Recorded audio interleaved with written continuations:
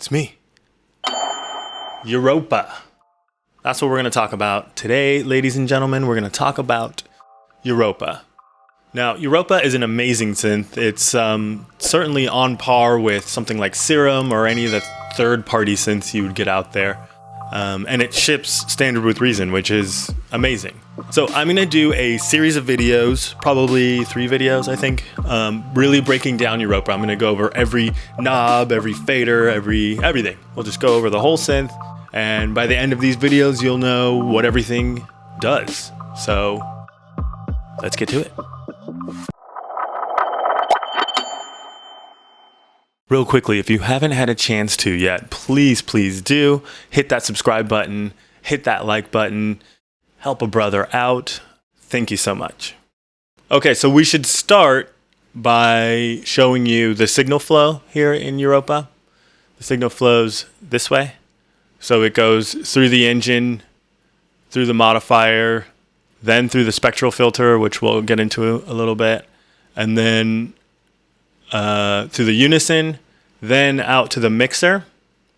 Then from the mixer, you can activate to send each engine to the filter, the main filter. From the filter, you go out to the amp, where you can control that.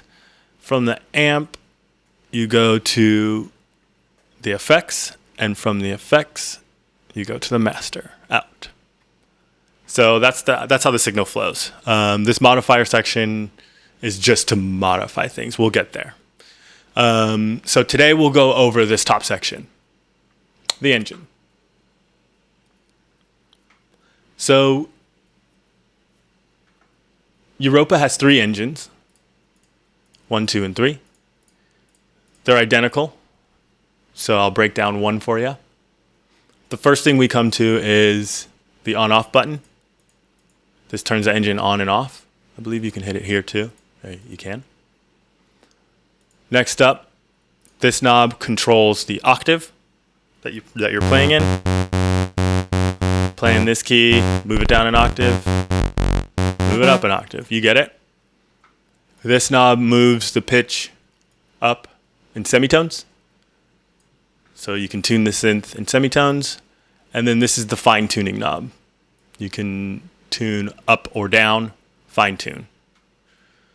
This knob right here is the keyboard tracking knob. If the knob is all the way up, the engine tracks your keys, so plays in pitch.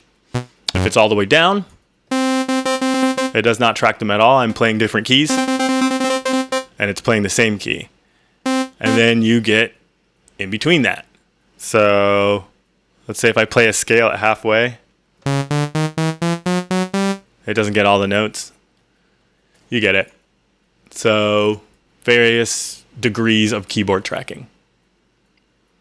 Next up, this window here shows you what wave you have selected. Yeah, I guess that's right.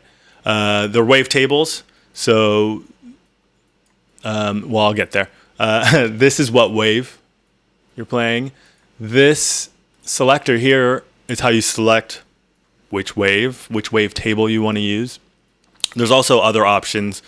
We'll get into those a little bit later. But this is how you select your waves. And then this is the shape knob. This cycles through the wave table to change your wave. So in this case, we have a saw triangle wave selected. So it cycles from the saw wave to the triangle wave and back to the saw. This one is like all the way across, if you see. So saw, kind of almost saw on this side, triangle, and saw. So cool thing about this knob, all these things is when they start getting modulated. Anyway, we'll get there. This phase sync button makes it so that every time you open the gate, that means striking a key. Every time you strike a key, the oscillator will start at the same position, the same phase. So one of the cool things about analog synths is how they drift. They don't start at the same phase. By default, Europa sounds like that, or has that behavior, but sometimes you want to have the phase in sync. Looking at U basslines, sometimes if you want it just a solid, every time I hit it, it sounds the same. Bam. So that's what that button's for. This is like semi-hardwired here. This is to activate, is to dial in some modulation amount based on what this parameter is set to. So it's by default it's set to envelope 1. So envelope 1 is now causing, if you look at envelope 1, it's a cycle, it's looping here on its own. So this loop is controlling this knob right now because I use this kind of, I'm going to call it semi-hardwired knob here because the knob stays there, but you can control where it, what modulation source is pointing to it. Yeah, that's the right way to say that. So that just makes it quick and handy because it's right here. So this knob right here controls how much velocity plays a factor in how much this envelope affects this knob. Does that make sense? So none at all. You hit the key and the envelope just does its thing. If you all the way up, you really got to play it with feeling in order to get the envelope to open all the way. Because a really full velocity will get it to open to its maximum, modulation. You get it. Next up, we have the modifiers. These modifiers modify the waveform. You can go through and see what they do. I'm not going to go through each one or anything like that. This is an overview, but the modifiers modify the wave. So this one folds it in on itself. This one kind of does an FME type thing. So that's modifier 1. These are identical. They both do the same. This is the amount knob. How much do you want to modify this wave? That's what that does. And then this is the kind of semi-hardwired knob to quickly route it to something. Right now, by default, it's routed to LFO1. But you can modulate it with anything you want just by selecting it here. Next up, we have the spectral filter. This is a very unique little piece here.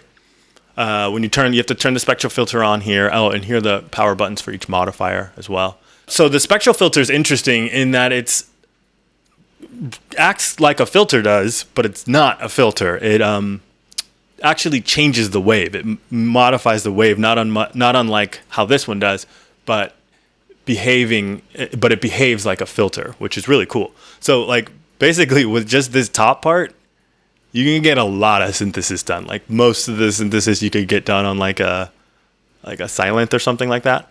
A really like straightforward subtractive synth. You can pretty much get a lot of that done here and maybe with the modulation, but it's crazy that each engine kind of has its own filter. That's really cool. And then you see that obviously each one really does have its own. See, all this stuff changes when I change engines. Okay, so it's a filter. You can here's where you turn it on.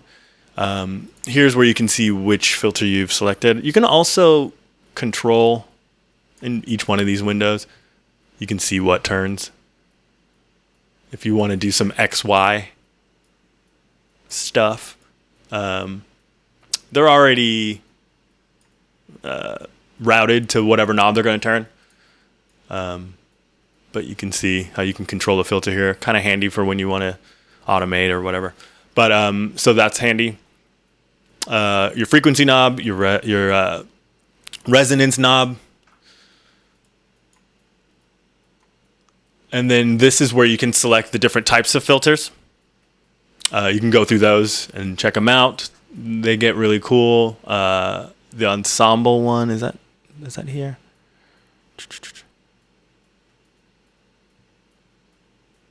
Oh, maybe not. Oh, that's actually in the harmonic section. Okay.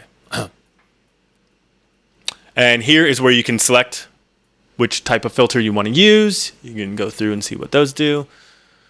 Down here, there's a harmonic section, which is another cool addition. This adds harmonics.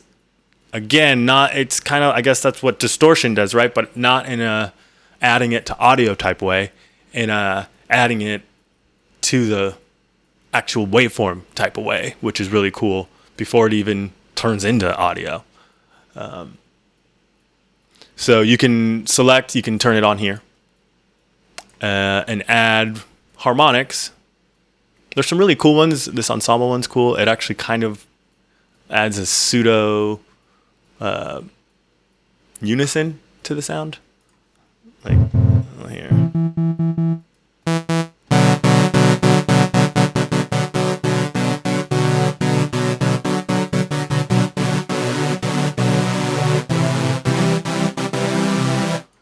Sounds like, I don't know, like an old bit of kit or something. Anyway, so that's the harmonic section. Comes after the filter. And then, so this is the position knob. It's pretty self-explanatory. Amount knob, self-explanatory. And then these are kind of, this one's hardwired to the keyboard tracking. Does your filter open based on how high you're playing on the keyboard? You can make your patches more expressive this way. Higher notes open the filter more. You know, you get it. What else? And then this is to... Wait, is that right here? Envelope 1.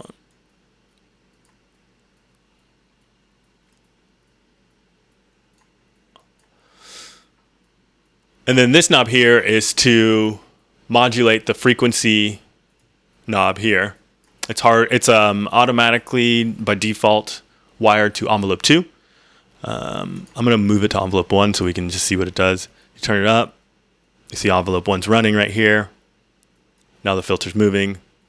So again, semi-hardwired to this. And that's the amount knob.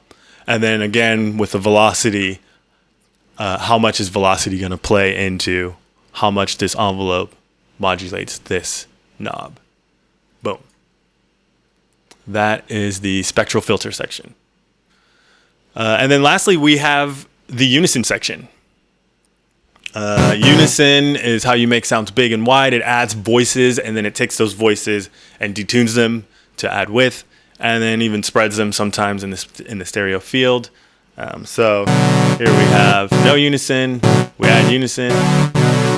Boom, now we're getting close to a super saw sound here really quickly. So that's how you turn unison on. There are different types of unison in this little section here. Normal unison, a unison that adds fourths.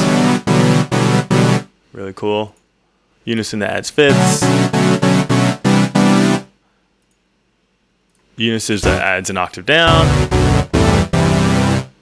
You get it. Bunch of different types. Oh. Excuse me. Had a little burpee poo there. There's a bunch of different types, and you select them here. Next up, this is the voice count. Many voices, one voice. You get it. Next up is the blend amount.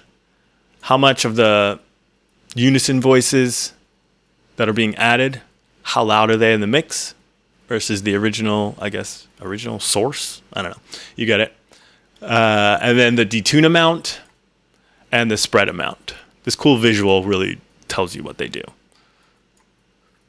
So there you have it. That's the engine section. That's all the knobs. Yeah, I think I got everything. All the buttons. Yep. Again, all three are identical. And there you go. So there you have it. That is part 1 of Europa 101. We are going to eventually go through this entire synth, button by button. If you have any questions or if anything was unclear, please do hit me in the comments. Also, thank you so much for watching in general, and thank you for commenting in general. And please do hit that like button if you made it this far, and hit the subscribe button as well. Yeah, we'll see you next week when we'll continue our journey going over this amazing, amazing synth. Thank you so much.